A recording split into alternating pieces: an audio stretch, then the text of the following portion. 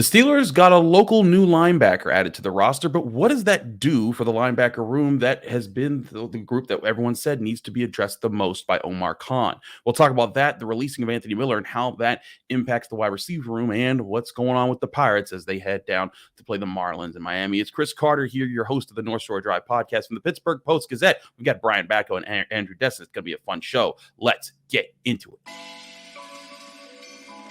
You are now listening to the North Shore Drive podcast, a show on all things Pittsburgh sports from the writers of the Pittsburgh Post-Gazette, hosted by Christopher Carter.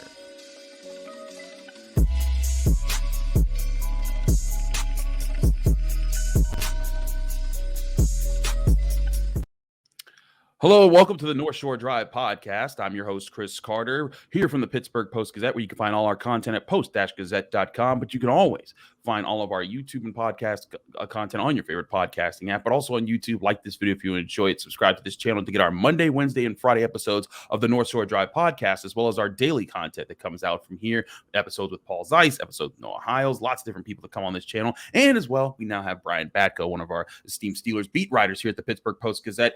Brian, there's been some moves this week, some lighter moves, not like, world breaking or anything, but I want to wait, Chris, we've got a playoff game in Pittsburgh football this weekend. The Maulers are in the USFL playoffs. They are hosting a playoff game in Canton, but yeah, I thought we were just going to spend this whole show talking Maulers and their big breakthrough in 2023.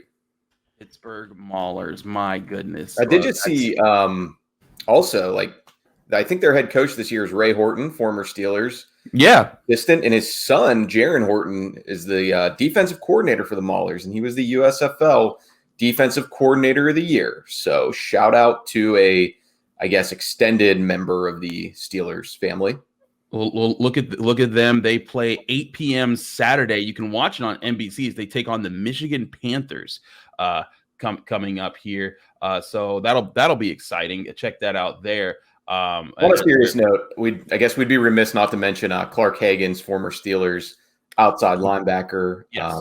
Died at 46 on Monday in Fort Collins, Colorado. Obviously, a guy who helped bring a lot of great memories to people watching this and our readers, longtime Steelers fans, and it was probably never came up bigger than that Super Bowl 40 run. That was his best season as a pro, and probably no coincidence that was also a year that the Steelers got over the hump. So rest in peace to Clark Hagans. Indeed, and it was a very touching note from Joey Porter Jr. called him Uncle Hagans for or Uncle Clark for all the things that he did for him. Clark Hagans and Joey Porter Sr. were huge pieces of that Super Bowl 40 team for the Pittsburgh Steelers. That was sad to see Clark. I think they were even roommates at Colorado State, and then obviously went to play together as bookends for the Steelers. And I remember that now, like when Joey Porter Jr. was drafted and he was talking to us on the South Side that night. He was mentioning some of the former players, and he, of course, he brought up the usuals like Troy Polamalu and Antonio Brown, but he also said Clark Hagans, which, that's no surprise when you figure out how close his dad was with him. And I think Hagans also has a son around Joey Porter Jr.'s age that those two played together on the practice fields back in the day. So, very, very sad news in the Steelers world this week, just 46 years old. Indeed, that was very sad. They're talking about that, but let's move on to news about the roster right now. And there was a move made this week. Nick Kwiatkoski, a linebacker from Bethel Park, a local guy, was signed to the Steelers. Scott Nelson, the safety, was released. We'll get to the Anthony Miller release in a bit here in the second segment, but I want to focus more on this addition here because Kwiatkoski, he's a 30-year-old veteran. He's been in the NFL for years. He's bounced around quite a bit from like 2 or 3 teams. But Brian, I look at this move, and this seems very much like another Tanner Muse type of addition here. Maybe an upgrade on Tanner Muse, but like this isn't a guy who's going to push for time from Cole Holcomb and Landon Roberts. And if you're asking me, that still needs to be the biggest thing that's added to this roster right now, because those guys are fine as like solid run stuffers, but they still don't have a cover linebacker. And I know they have Keanu Neal, who they'll drop down to help there, but I still feel like they need another guy that's going to be the line before Kwiatkoski and Mark Robinson and Tanner Muse are being called into action with this defense. I don't know that you're going to find that guy at this point of the calendar, especially for what somebody like that would would cost. And I just think the type of player that you would land now, I mean, is he going to be a huge upgrade over what you have? Is he going to be somebody who's worth kind of stunting the development of Mark Robinson? I mean, I really like Mark Robinson, Chris. And I know that Terrell Austin sort of, tamped down the hype about him a little bit the last week at mini camp, saying he's really not in line to be a starter yet. And I didn't think he would. I mean, if he was, you don't go out and sign Holcomb, who I think they've got pretty big designs on him wearing the green dot and being that communicator in the middle of the defense, all situations guy. I think Landon Roberts more of that bridge to the next player, but maybe that next can be Mark Robinson. And, you have to love his athleticism as a former running back. You've got to like, his ferocity that he plays with. Can he learn the defense enough to be, your best coverage guy? Remains to be seen. Well, all we really saw him do as a rookie was be a downhill thumper at that spot. But the Kwiatkoski news, I think if anything, he's competing with Tanner Muse to be number 4 depth and, top special teamer. And that's what he did last year in Atlanta. The Falcons didn't use him at all on defense. I got to say, if you couldn't get on the field for the 2022 Falcons, I don't love your chances of doing it here in Pittsburgh. But at the very least, cool story with a local guy who played at Bethel Park in West Virginia, getting a chance to go through training camp with the Steelers, assuming he makes it to Latrobe and sticks around for a little bit. Yeah, I feel you on that. But other guys I think they could legitimately look at. They brought in Quan Alexander. Nothing happened there just yet. I still think he would be a better option than that. I still think Deion Jones would be a better option than that. He's still a free agent, and he played pretty well for the Browns last time he played. And I still wonder, people have brought this up before, but the potential of an Isaiah Simmons trade that, somewhere down the line, didn't get his 5th-year extension with the Cardinals. They've been on a fire sale lately with DeAndre Hopkins being now out on the market. I feel like that is the one spot that if they can get, and they don't have to be an elite cover linebacker, but just one who's maybe a little bit better than the ones they have now to give themselves at least more of a rotation with that group. Because as it stands, this reminds me of the 2018 Steelers of when they brought in John Bostic. He was fine. He could stuff the run. But as soon as teams realized, we should throw at him, it became the weak point of the defense. And it led to some big problems for them down the stretch when they missed the playoffs that year. And I'm not sure if it'll be that big of a problem with the other talent on this defense, but it could be a weakness that exploits this group when otherwise they would be doing pretty well. It could be, and I don't necessarily disagree with you there. I'm not sold on the inside linebackers. I've been saying that here. Mm-hmm. I've been writing that in my chats and my mailbag since the free agency period opened in March. But I just think that the Steelers obviously view them differently because guys like Quan Alexander and Deion Jones could have brought them in. They've been able to do that for a while now, and yet they put their chips on Cole Holcomb and Landon Roberts. And I think, more so on Holcomb. Obviously, maybe we are underrating him to a degree because we just didn't see him out there on the field much other than individual drills in OTAs and minicamp. And they did say that they would take him slow after that surgery that ended his 2022 season and his tenure, I should say, with the Commanders. So, I think in their ideal world, they trust that he can be that 3-down linebacker in the middle of the defense, be a souped-up Robert Spillane, be a better kind of Devin Bush to go. We don't need to cycle through all the names that didn't work in that role. But Isaiah Simmons with the Cardinals, that'll continue to be kind of one of those interesting little things to keep in the back of your mind. I guess he technically considers himself a DB now. Is that what I saw out of Arizona minicamp? He's kind of like more of a nickel corner, but he's just a hybrid player. And, he hasn't been great to this point in his NFL career. Maybe somebody like that needs a change of scenery, or maybe he's just the Cardinals version of Devin Bush, who, they kind of bet on a fast, undersized linebacker, and his game's just not going to translate to this level.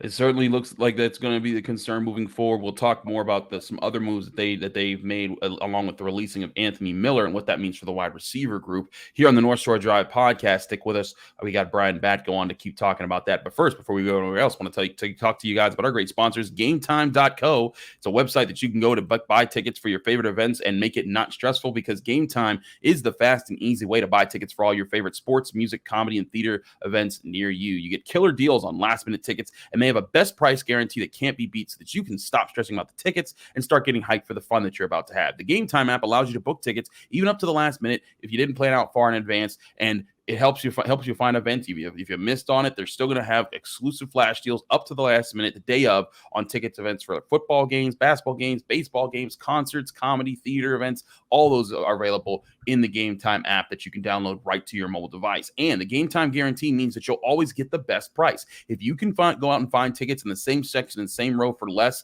for the same event, Game Time will credit you 110% of the difference on your tickets. Snag the tickets without the stress with Game Time. Download the Game Time app, create an account, and use code PITTPIT for $20 off your first purchase. Go to their website, gametime.co. Terms and conditions apply. Create an account and redeem code PITTPIT for $20 off. Download Game Time today. Last minute tickets, lowest price guaranteed.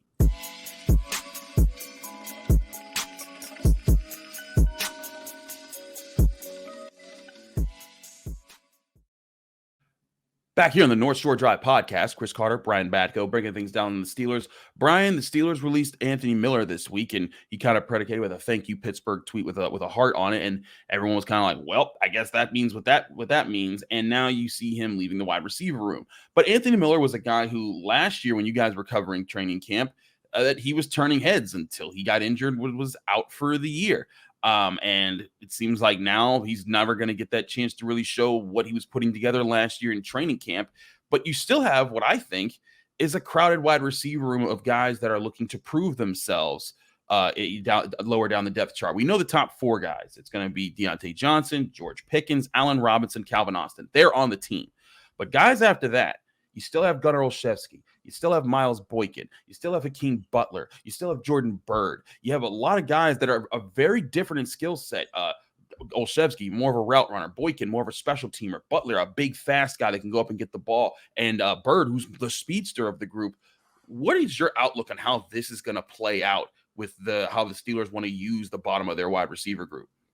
Yeah, I was a little surprised that Anthony Miller was on the chopping block. I guess now, I didn't anticipate that he was at the bottom of the totem pole at wide receiver, let alone the entire 90-man offseason roster. But I think it's, probably partially health. He just could not stay on the field. He obviously missed all of last season with that shoulder. They did keep him around, so it told me that they were interested in continuing to do business with him to some extent.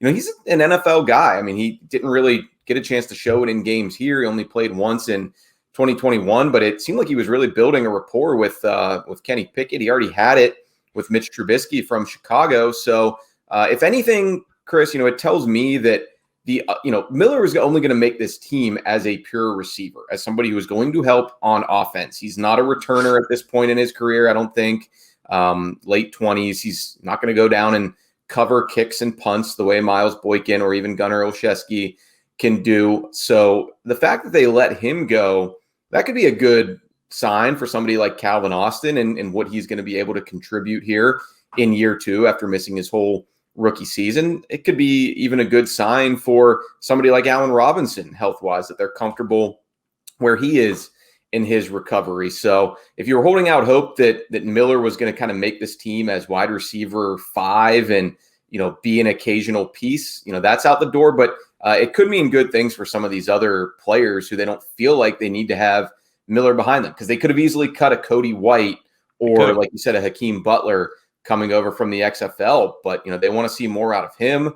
They clearly want to see more out of, the undrafted guy you mentioned, Jordan Byrd, who I think he'll be fun to watch in training camp and in the preseason games. And I think, if you pay attention in Latrobe, I think the other offensive guys like to do a little bird call when he makes a play, like a little. So that'll be interesting. And he could come on as a kick returner. We'll see what happens there. But the Anthony Miller experiment has ended, and we'll see if it goes anywhere for him in the rest of his NFL career. It'd be difficult at this point, but they're rolling with the rest of the crew there at receiver. Is the answer to who's going to fill there, because we also don't know if they'll go with 5 or 6 wide receivers, but is the answer to who's going to get the job there really who's going to help out on special teams, because this is a special teams unit that lost a lot of people over the past year. Guys like Derek Watt and Robert Spillane, guys who had been regulars for Danny Smith in the special teams unit, they're gone. And so they're looking for guys who can fill the void there. Whether you're a return man or just a gunner or a guy that's on kickoff coverage or punt coverage, I think those are really valuable roles. And I feel like that could have an impact who makes the 5 and potentially 6 final receiver slots. Yeah, of course, that's a big part of it. And I do think they'll end up keeping 6 because, you can use those last couple in so many different ways. And I think at this point they've got so much talent in that room that, it's wise to keep some of those guys on the payroll rather than risk losing them on waivers or whatever. Miles Boykin and Hakeem Butler, they're probably competing, and I guess Cody White to a degree as, depth receivers, but also gunners. They love what Boykin can do. He was arguably their best special teamer all around last season. I think that's going to be a big obstacle for somebody like Butler, who, yeah, he's going to make some great catches on offense from the quarterbacks and in the red zone, but is he going to do everything asked of him by Danny Smith in those guys? So that's tricky. Calvin Austin, they've always liked what he can do, I think, with the ball in his hands as a punt returner. Will he also get that opportunity as a kick returner, or could that be the route for somebody like Jordan Byrd, who was really good at that at San Diego State? So that'll be a puzzle that they have to figure out at receiver. Gunnar Olszewski, I guess he could stick around. He's a good locker room guy. He's had been reliable on returns until that Patriots game last year that, they kind of pulled the plug on that. But I think with Austin, Allen Robinson, Deontay Johnson, George Pickens, they're going to be the guys that you see out there for the most part in their personnel groupings. And those last couple spots, you better do the dirty work, do the little things if you're going to make this team and even have a shot to stick around and score some touchdowns or get some targets. I'm with you there, because you're going to do a lot there. Because here's the other thing. I'm not so sure there's going to be that many targets for the 5th and 6th wide receiver options. There might not be that many targets for the 3rd and 4th receivers if you've got Pat Freiermuth, Najee Harris lining up out wide. Yeah, it's and you're running the ball a decent amount. Exactly. That's where, I honestly feel like the 5th and 6th wide receiver guys, you just better be good at special teams, because you're not seeing the field unless there's like a rush of injuries. And I just even in that situation, I don't think the Steelers throw enough this year to make it because if you think about how many pass catchers they'll have: Deontay Johnson, George Pickens, Najee Harris, Pat Freiermuth. There's your top 4. And then you might even throw in, if Darnell Washington or Zach Gentry become the number 2 tight end, they might be the next guy in line before a third. Connor Hayward's probably their second best pass catching tight end. You call him whatever you want. Right. Yeah. He call him the X Factor. You can just do whatever you want. But again, you're talking about 5 or 6 guys there and then you're going to get eventually to the 3rd wide receiver, let alone the 4th and 5th wide receivers. And that's where I'm just like, I think that, everyone's going to be wondering, okay, can Hakeem Butler do this? You know what? Hakeem Butler better learn how to block, better learn how to hit, better learn how to play on special teams, because to me, that's how he's going to earn his keep. And I honestly think that, part of what you see, his problems coming into the Steelers, where he wasn't consistent with his hands, he was really good when everything worked out. And there were times where like, man, that's the prototype right there. That's what you want in a wide receiver. But the problem was he couldn't do it consistently enough, and he wasn't good at other jobs. So he was just taking up a roster spot to not be consistent enough to do anything else. So I truly think the answer to those guys wanting to make the team: be a good return man, or be someone who can help Danny Smith somewhere on special teams. And then when your number is called as a wide receiver, make some plays in the game. But I just feel like they might get 10 opportunities all year with the way that this offense is probably going to work with running the football and all the other targets they're going to prioritize. All right. Now, do we have time to discuss new long snapper Rex Sunahara and his op time compared to Christian Kuntz, or do you have to get over to Andrew Destin now? We could, if you so want to talk long snappers, we have 60 seconds. So hit me with it, Brian. I honestly thought you were just going to transition that it's time to talk Buckos. I've got nothing on the long snap battle, but keep your eyes open in Latrobe for the competition there between a Duquesne man and a West Virginia man. Ooh, that's a good rivalry to have. Who does Pitt root for in that situation? Duquesne, I think, for sure. Pitt Duquesne's a friendly, friendly rival. They don't even play anymore in men's basketball, and I guess football, and I've always thought it'd be fun for them to play each other, but it doesn't look like that's getting scheduled anytime soon. So those are kind of like two factions in a Cold War there, whereas Pitt and West Virginia are very much at each other's throats now every year. Not to besmirch the long snapping position, because it's a very important position when you don't have it and then you all of a sudden need it. But shout out to my old high school coach, Don Schmidt. He was a great long snapper for Edinburgh back in the day. But let's switch over to the Buccos in the sec here. We got Andrew Destin, who's in Miami checking out Pirates New Orleans and seeing can the Pirates bounce back. We'll talk about that here on the North Shore Drive podcast coming up next.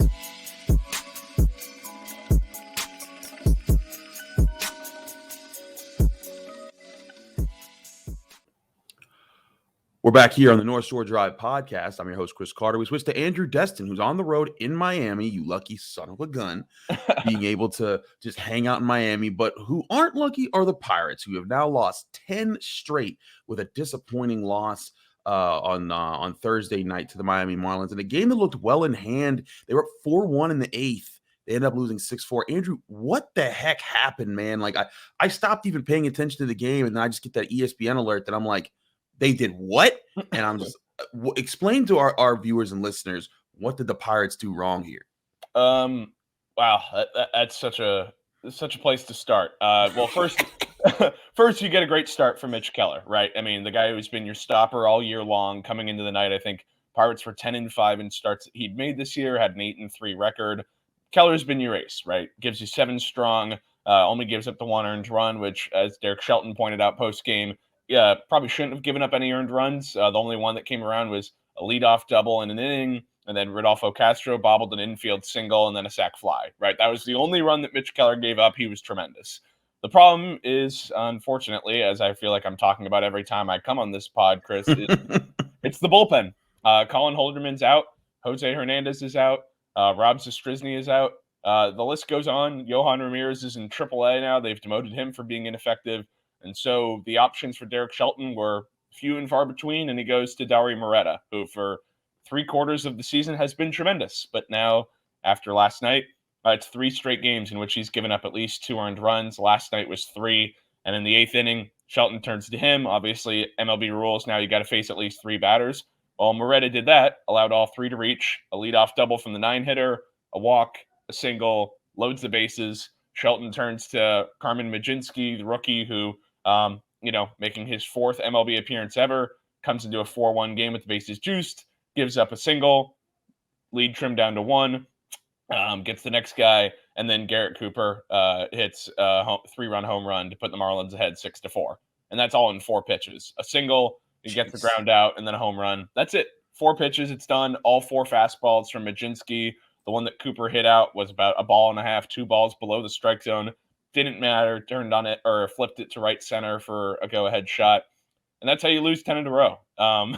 It's incredible how baseball operates like that. It's a long season, but it feels really long for the Pirates right now as this bullpen without, some of those names that I just mentioned. This is a limited cast. This is not the one that the Pirates anticipated to be rolling with in June. Certainly not the beginning of the season. And these injuries and the ineffective pitching has turned to some new guys being used in roles. And look, I like Carmen Mlodzinski a lot. That's a really tough spot for a young guy who's just making his 4th appearance. And just a really a loss that hurts for the Pirates. It feels a little bit more than just 1 L in the L column. Well, that's what I wanted to talk about with you next. They're still 4th in division because the St. Louis Cardinals are so bad. They had such a bad start to their season, but they've fallen so far. They're now 5.5 games out of first place in the NL Central. 10 straight losses puts them in a tough place. And the way they lost this game just I from the outside looking in, I went back and I look at this and I'm like, man, like that had to hurt. Like that had to be a problem. And it makes me wonder, I've seen a lot of the just sports across all leagues that losses like that can sometimes break a team or at least, stun them and kind of ruins their focus for a while. What was your vibe when you talked to some of these players in the clubhouse afterwards? Well, I think it's just that. It felt like more than just a loss. And I think, guys who these are baseball players, right? They understand the magnitude of an 162 game season, never get too high, never get too down. Guys were down yesterday. Mitch Keller talked about it post game about how he really wanted to get this one. Obviously, he wants to get every start, but he understands his role as, the stopper for the team, the guy who comes through. Earlier in the year, back in May, was, came through in a long losing streak the Pirates had then. I believe that was a 7 or 8 game skid that they had. Looking at that, stretching from end of April to beginning of May, Mitch came in and threw a shutout against the Rockies, right? Like that was Keller was trying to do that again. And he felt the onus of this one. So I think you look up and down throughout the clubhouse, guys were pretty devastated. This was a group that just wanted to get on the bus, get back to the hotel, and try and figure it out tomorrow. But I think they understood how this was a missed opportunity, given who was on the mound, what kind of performance they got out of Keller, and what this kind of means for the rest of the series. Because this is a good Marlins team. I mean, you look at it, this is a team that's right now in a playoff spot, competing very well in the National League East, one that, has the Phillies, has the Mets, teams that have maybe underperformed a little bit. The Marlins have overperformed, even with a guy like Sandy Alcantara, who is a NL Cy Young Award winner last year. He's underperforming, but the rest of the team is exceeding expectations. I think the Pirates recognize that they really let one get away last night, and they're staring 3 more games down their throats tonight, obviously, Saturday and Sunday in Miami against a good club. So this was probably their best shot at getting at least one win. It's going to be tough business the rest of the way. And I think this team is just, to kind of extrapolate this to the bigger theme, is I think this team is starting to recognize that maybe that month of April was a little bit more of an aberration than we originally thought. After that 20-8 start, the Pirates 14-32. Only 2 teams in MLB. Yeah, only 2 teams in Major League Baseball have fewer wins than them. That's the Kansas City Royals and the Oakland A's, each with 13. The Pirates' run differential, if you want to go that far, minus 43. That's the worst in the NL Central. Only 2 teams in the National League, Washington Nationals and the Colorado Rockies, have worse run differentials. So I think as the law of averages indicate, you play enough games, eventually you start to recognize what team you are. Things are not trending in the right direction for this team. And I think everybody around the club kind of knows that, and realize I'm rambling a little bit talking about this club, but you're fine. It's just the direction things are going. There's no signs that point to this getting remedied anytime soon. And I think everybody is aware of that and is in need of, something. Henry Davis gave you some life yesterday with his first career home run. They're going to need more of that. They're going to need more Key Brian Hayes home runs. They're going to need Kutch back in the lineup like he was last night. But Brian Reynolds is on the 10-day IL. Who knows how long he's going to be out. Things are not trending in the right direction, and it's problematic if you're the Pirates, man. This is a tough time in Pirates land. It's a very tough time, and it's crazy because, like you said, we knew that April wasn't the real Pirates. There's no way that they could have sustained that pace for long. But I don't think we saw them falling this far, this fast. I thought eventually they would even out and that they'd be like a little bit under 500. And I mean, I guess they kind of still are. They're only 6 games back of 500. But when you lose games like this, it's a signal that I think more losses like that could be right around the corner, and that this could be a further problem. Like you said, their stopper, Mitch Keller, he gave them the performance that you wanted from him, and you still blew it. And now it makes you wonder, how far do they fall down the rankings here, and how far does their margin from below 500 continue to grow? And that's what people were hoping this year's Pirates wouldn't get into, and that the veterans that they brought around. But granted, a lot of the veterans that they need aren't available.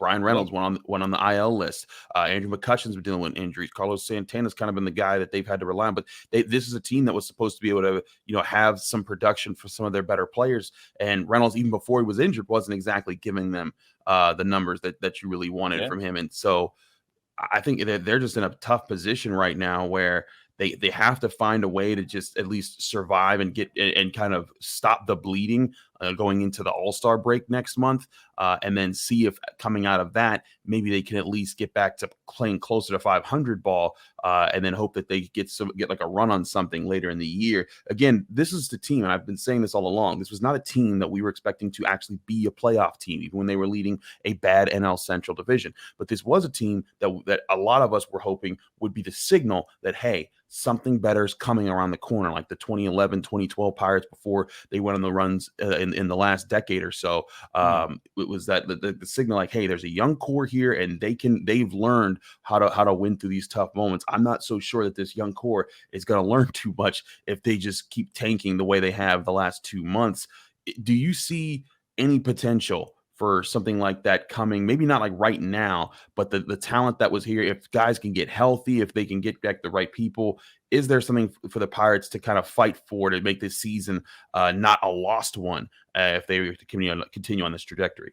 Yeah, I think so. And I think there's a couple of ways to go about that, right? One is you wait until the injured guys get healthy, and a couple other names to throw out there. I mean, one, G-Man Choi, if there was any good positive injury news that the Pirates got, it's that he started a rehab assignment last night in Altoona. That's expected to probably be about a 5 to 7 game rehab stint. Hypothetically, nothing confirmed there. But he's been out for over 2 months with that left Achilles strain. So Yeah, you're hoping that his bat returns to the lineup, provides some power, provides some juice there. So that's one thing you point to and say, okay, well, that can help a lineup, help Carlos Santana take some stuff off his plate. But eventually the conversation has to turn to, when do you let the young guys go? When do you call up the Quinn Priesters? When do you go to Nick Gonzalez? And that's not me trying to feed into the concept of, okay, well, the season is lost. But I think that goes to the point of the first 2 months, the thought was, okay, get it to June, see what the young guys can do, and let them eat. I think we're starting to trend closer to that conversation. And we've seen it with Henry Davis, right? I mean, the Pirates for a good majority of 2 months were trying to get him as many catching reps as possible. They gave him those, but eventually it got to the point where it was, okay, we're going to, address the catching, improve that at the big league level without it necessarily being game repetitions. We just want his bat in the lineup because the bat is big league ready. I think the conversation becomes, at what juncture is it time to get some of those guys in AAA, whether that's a Nick Gonzalez, whether that's trying out a Jared Triolo at shortstop where they've gotten him some time. He's a natural third baseman, but obviously blocked there by Brian Hayes. So it could be elevating either Gonzalez or Triolo. Maybe it's just holding out and waiting until O'Neal Cruz comes back. I don't know what the right answer is, but the thing is that there are questions that can be asked and I think will be asked. And for the Pirates, it's figuring out how do you address those issues over the next month or two leading into that trade deadline. And also, how do you approach a guy like a Rich Hill, right? I mean, a month ago, we're having this conversation. It's how do you get another Rich Hill, right? How do you get another veteran starter who can be a back-end guy that consistently gives you 5-6 innings, 2 earned runs, 3 earned runs? Now the conversation becomes, are you dealing him? Are you moving him? Are you moving a Carlos Santana to a contender that wants a veteran bat at the corner who can play pretty good defense, as we saw last night? I mean, he's done that all season, but I think yesterday was representative of what Santana does provide in terms of first base defense. That's all to say that there are some conversations and some decisions that General Manager Ben Cherington and the Pirates franchise as a whole kind of need to make here pretty soon because the trade deadline is looming. It's coming, yeah, a little over a month. It's decision time, and I think this team is kind of starting to show you what it is. Obviously, being 6 games under 500, this little stretch here, this road trip, the quick homestand, and then the series out in Los Angeles against a very good Dodgers team, and similarly against a very good Diamondbacks team. I think after that point, going into the All-Star break and then starting it up with the Giants coming to town in Pittsburgh, we're going to get a really good idea real soon of what this Pirates team is and what those next steps are going to be. It's kind of holding pattern right now, just kind of hang tight and see what you have. But man, it might be pretty soon to let the young guys eat. It's just a matter of when they are ready and who those guys are, whether that's addressing the pitching help or getting a few position players up here. I hear you, man. I really do. And it's a position where I think Pirates fans are hoping to not be for the first time in a while, but they are very close to being that. We'll keep track of that here. Andrew Destin, he's on the road covering the Pirates 4-game series against the Miami Marlins in Miami. Jason Mackey is back home and they will be continuing their tag team coverage of the Pittsburgh Pirates and how things continue to go for them. Thank you, Andrew, for all your great coverage. Get all his coverage as well as all of our coverage at post-gazette.com, covering all things Pittsburgh and Pittsburgh sports. I'm Chris Carter, host of the North Shore Drive podcast. Thanks again for tuning in with us on a Friday. Everyone, thanks also to Brian Batko for talking Steelers with us. We'll be back Monday with more on all things Pittsburgh sports, seeing how the Pirates did in Miami and how things are looking for the Steelers as they continue through the offseason. All that and more here on the North Shore Drive podcast. We'll see you Monday when we resume the show after the weekend. Thanks for tuning in to another episode of the North Shore Drive podcast of the Pittsburgh Post-Gazette. If you're watching this video on YouTube, please like the video and subscribe to our YouTube channel. For 6 months of digital access to post-gazette.com for just $6, click the link down below in the description.